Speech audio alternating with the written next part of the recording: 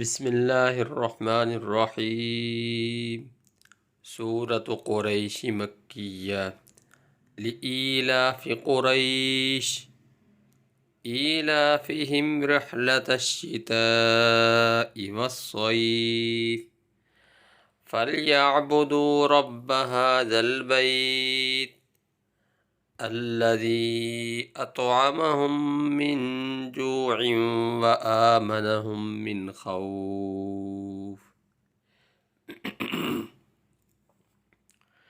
لإیلاف قریش ایلافہم رحلۃ الشتاء والصیف فلیعبدوا رب ھذا البیت الذی اطعمہم من جوع وآمنہم من خوف۔ صدق اللہ العظیم۔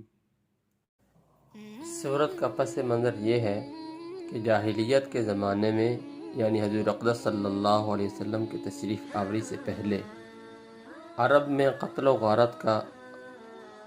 غارت گری کا بازار گرم تھا۔ کوئی شخص آزادی اور امن کے ساتھ سفر نہیں کر سکتا تھا، کیونکہ راستے میں چور، ڈاکو یا اس کے دشمن قبیلے کے لوگ اسے مارنے اور لوٹنے کے در پہ رہتے تھے۔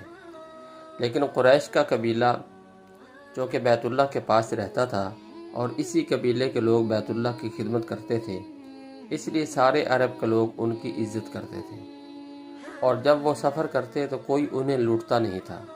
اس وجہ سے قریش کے لوگوں کا یہ معمول تھا کہ وہ اپنی تجارت کی خاطر سردیوں میں یمن کا سفر کرتے تھے اور گرمیوں میں شام جایا کرتے تھے۔